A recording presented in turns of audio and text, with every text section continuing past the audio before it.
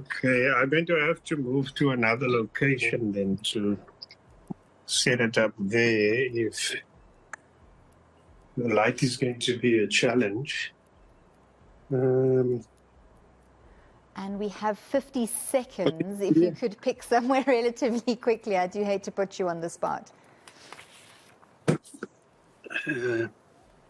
Okay, 50 seconds. Oh, God.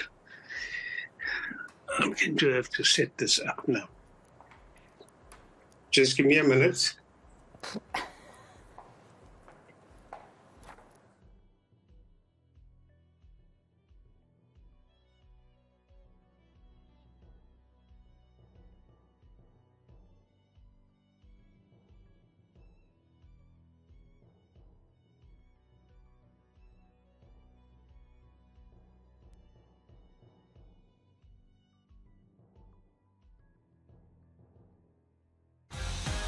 Tonight on The Last Word with Shahan Ramkisoon. We start with some news out of Buffalo Town, or more commonly known as Number One's Phala Phala Farm. The acting public protector has cleared President Cyril Ramaphosa of violating the Constitution, but President Phala Phala isn't out of the red just yet. Other institutions are still probing him, including the Hawks. I bet you a few $1,000s under my couch that they will exonerate him too. This country does have a checkered history when it comes to holding sitting presidents accountable, no matter how badly they screw up. These are taxi wars, quite often. Yep. How are you trying to address that specifically so that we don't see the murder and mayhem? We're saying to the NPA, SEPs, we're giving you every resource you need to start prosecution, people. Let me see, you sound like you're a broken record on repeat right now. The Last Word with Shahan Ramkisoon.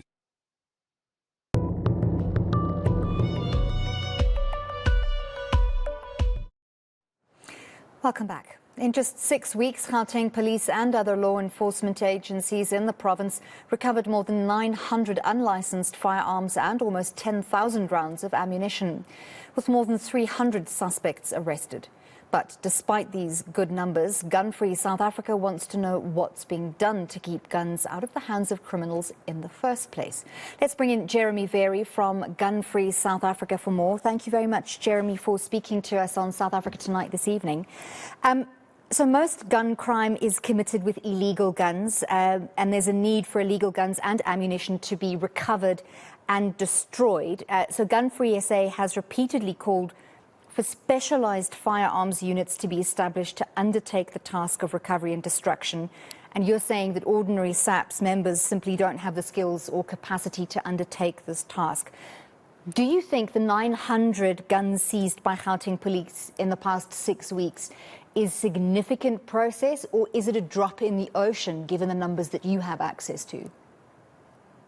Okay, it is a drop compared to what is out there when compared against gun-related crime increases. But I think going back to GunFree's call for the specialized unit of firearm investigation, each one of those 900 guns needs to be investigated proactively right up to along its chain, from where chain of possession to its origin, from where it is lost.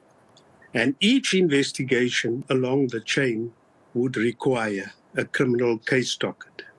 Now, if you just look at that 900 alone, I'm not even talking about the 22,000 or how many thousands lost here. Very dedicated specialist capacities, because it's useless as we are seizing guns, it's good, but we need to find those who were responsible for that chain of possession right through to the original theft or negligent loss that was involved, and hold everybody criminally liable. So that is the task with each seizure that we have. And that task, there's no specialized capacity to do that. So it's fine, all and well. That's the one thing. The second thing is, where in that 900, for example, we learn that there might be syndicate involvement in its use in certain crimes, or in as arsenals of gangs, for example, The gangs need to be tackled under the Organized Crime Act, or the syndicates, to link, for example, what would be a possession in this case. If that possession is tied to a criminal enterprise or a particular gang, under our current Prevention of Organized Crime Act, that is not a simple possession of a firearm investigation. It becomes much more complex. But once again, if this is required of a single gun to do proper justice up the ladder, up the chain of possession and usage, then there's no police station that can do that. Let's say they seized 20 guns this weekend in some or other operation. They will simply not be able to handle the load that comes with it. The second thing is, guns that come into the country also illegally, although they are a small minority that account for crime in our thing, actually a negligible minority. Although that is the case, there's a need for a much more enterprise approach to investigation under the Organized Crime Act to cut the supply lines.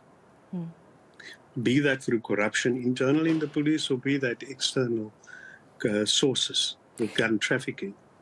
And once again, the scale at which all these things that I'm talking about happen, and the failure to address all of these things adequately, can be tied to the fact that we do not have adequate specialized capacity to deal with it, with the scale and the nature and intent of it. So that's the one thing. I think the second thing is much more important than that.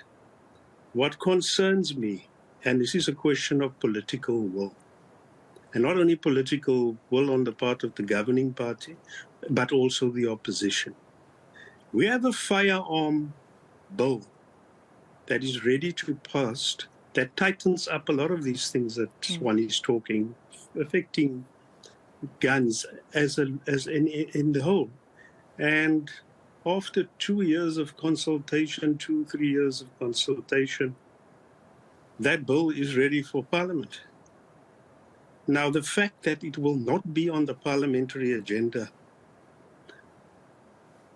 during this year even, according to our knowledge, there's no indication of the date on the schedule for it, means that whether it's opposition parties or the governing party in this particular matter, no one is taking this matter serious enough or has the political will. Jeremy, why do you think that is? I think it's about, this issue is a highly controversial issue for the election. Political parties want to put their life on the line in terms of voting constituencies, given the culture of gun ownership in this province. That is the particular concern. So I think it's more about that. The second thing is, GunFree has undertaken an initiative to mount a civil litigation against the state related to the Prinsloo firearms that continue to kill people. Now, even there, one sees no prioritization politically, for example, from parties either side of the fence here, to say, okay, now that there's civil litigation by the victims, I'm not talking about the middle class who own guns and live in fancy places where they don't suffer the crime like us on the Cape Flats or in Boston or in other parts of the country, townships of the country. Now that there's empowerment, one doesn't hear even an apology from politicians for what happened to those victims. They choose, however, it's probably their full right to fight us through litigation and support the police action. We haven't heard anybody saying, but, those people died with guns that were smuggled out of the police. The liability is open and shut matter. Why do you want to fight that ordinary auntie who wants to hold the state accountable for what happened to a son and a child? So, maybe these things are not fashionable in the age of electioneering politics before the next election. But if all political parties consider their electioneering above something that kills poor people in their constituency, the most vulnerable section, who can't afford security fences and can't afford even owning a gun for that matter, then one wonders about the political will on either side, if for the sake of political expediency and politicking, cheap electioneering politicking, they place that above the lives of people. And amidst that, we see crime figures continue to spiral. We have run out of time, but thank you very much for giving us your insights on this critical issue.